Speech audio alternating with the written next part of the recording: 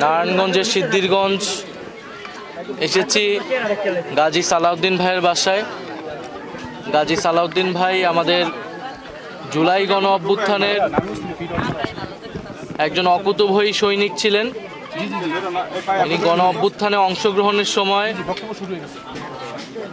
গুলিতে আহত হন, তার গলায় একটি স্প্লিন্টার ছিল, তার চোখ ক্ষতিগ্রস্ত হয়েছিল এবং আহত অবস্থায় গণ অভ্যুত্থানের পরে এতগুলো দিন তাকে অতিবাহিত করতে হয়েছে এবং গত 26শে অক্টোবর তিনি ইন্তেকাল করেন। আমরা গাজী সালাউদ্দিন ভাইয়ের এই মৃত্যুতে গভীরভাবে শোকাহত। এরকম হাজারো জুলাই গণ অভ্যুত্থানের যোদ্ধা, আহত যোদ্ধারা সারা বাংলাদেশের বিভিন্ন জায়গায় ছড়িয়ে ছিটিয়ে আছে। গণ অভ্যুত্থানের অংশগ্রহণকারী আহতদের যে সুচিকিৎসার দায়িত্ব এই অন্তর্বর্তী সরকারের ছিল, তারা তা সম্পূর্ণরূপে পালন করতে পারেনি বিধায় আমরা এখনো আমাদের লাশের সারি বাড়তেছে, মৃত্যুর সংখ্যা বাড়তেছে, আমাদের শহীদের সংখ্যা বাড়তেছে। আমরা গাজী সালাউদ্দিন ভাইয়ের এই মৃত্যুতে গভীরভাবে শোকাহত। আমরা সরকারের প্রতি দৃঢ়ভাবে বলতে চাই, আমাদের যারা গণ অভ্যুত্থানের আহত যোদ্ধা যারা রয়েছেন, এখনও যারা কাতরাচ্ছেন, এখনও যাদের শরীরে স্প্লিন্টার রয়েছে, যারা নানাভাবে অঙ্গ ক্ষতিগ্রস্ত রয়েছে, তাদের সর্বাত্মকভাবে সর্বোচ্চ পরিমাণে যতটুকু সহযোগিতা করা প্রয়োজন, চিকিৎসার নেওয়া প্রয়োজন, সেটুকু যাতে সরকারের জায়গা থেকে করে এবং এই চিকিৎসা অনেকে যে ক্ষতিগ্রস্ত হয়েছে এটা তাদের দীর্ঘমেয়াদী চিকিৎসা প্রয়োজন। হয়তো সাময়িক একটা চিকিৎসা অনেকেই পেয়েছে, কিন্তু দীর্ঘমেয়াদী এই চিকিৎসাগুলো যদি অব্যাহত না থাকে তাহলে এরকম ঘটনা কিন্তু ঘটতে থাকবে।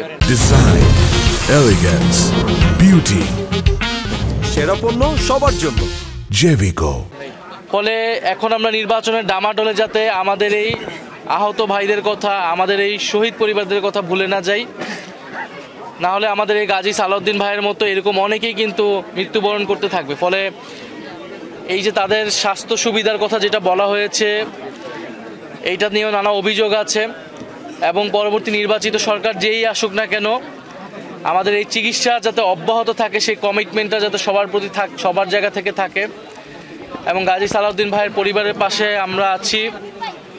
আমরা কর্তৃপক্ষের কাছেও সরকারের কাছেও আহ্বান জানাবো তাদের পরিবারের দায়িত্ব যাতে রাষ্ট্র নেয়। ওনার দুটি সন্তান রয়েছে, ওনার স্ত্রী অসুস্থ এবং গাজী সালাউদ্দিন ভাই ওনার একটা কথা আমরা শুনতে পেয়েছি যে উনি মারা যাবার কয়েকদিন আগে কোনো একটা রাজনৈতিক দলের নেতাকর্মীদের দ্বারা তিনি হেনস্থার শিকার হয়েছিলেন। ফলে এরকম জুলাই যোদ্ধারা যারা বাংলাদেশের বিভিন্ন অঞ্চলে রয়েছেন, তাদের এরকম রাজনৈতিক নিরাপত্তা সংকটও রয়েছে। জাতীয় নাগরিক পার্টির জায়গা থেকে আমরা সবসময় তাদের সর্বাত্মকভাবে পাশে আছি, কিন্তু সরকারকেও দায়িত্ব নিতে হবে এবং সকল রাজনৈতিক দলকেও এই দায়িত্ব নিতে হবে যাতে এই পরিবারগুলো, এই মানুষগুলো লড়াইয়ের ফলে, তাদের ক্ষতির শিকারের ফলে কিন্তু আমরা গণ অভ্যুত্থানে সফল হয়েছিলাম, আমরা ফ্যাসিবাদকে বিতাড়িত করতে পেরেছিলাম এবং বাংলাদেশকে নতুনভাবে বিনির্মাণের স্বপ্ন দেখতে পাচ্ছি। ফলে তাদের প্রতি সেই সম্মান, তাদের প্রতি যাতে সেই সহমর্মিতা আমাদের এবং সেই শ্রদ্ধা আমাদের সবসময় থাকে। আমরা এখানে শুনতে পেয়েছি স্থানীয় বিএনপির কয়েকজন নেতাকর্মী দ্বারা তিনি হেনস্থার শিকার হয়েছেন, পরে এটা থানা পুলিশ পর্যন্ত গিয়েছিল। ফলে এবং প্রতিটা আওয়ামী লীগের জায়গা থেকে তো আমাদের যারা গণ অভ্যুত্থানের যোদ্ধা ছিলেন তারা সবসময় হেনস্থার শিকার হয় বা একটা থ্রেটের মধ্যে থাকে। আমরা এরকমটা ওনার পরিবারের কাছ থেকে শুনতে পেয়েছি। স্পষ্টভাবে বলেছি যে আমরা এককভাবে নির্বাচনের প্রস্তুতি নিচ্ছি এবং সেক্ষেত্রে আমরা 300 আসনই আমাদের লক্ষ্য। তবে যারা ফ্যাসিবাদ বিরোধী এবং গণতন্ত্র প্রতিষ্ঠার লড়াইয়ে অগ্রণী ভূমিকা পালন করেছেন, সেটা খালেদা জিয়ার কথা আমাদের নাসিরউদ্দিন পাটোয়ারি বলেছেন।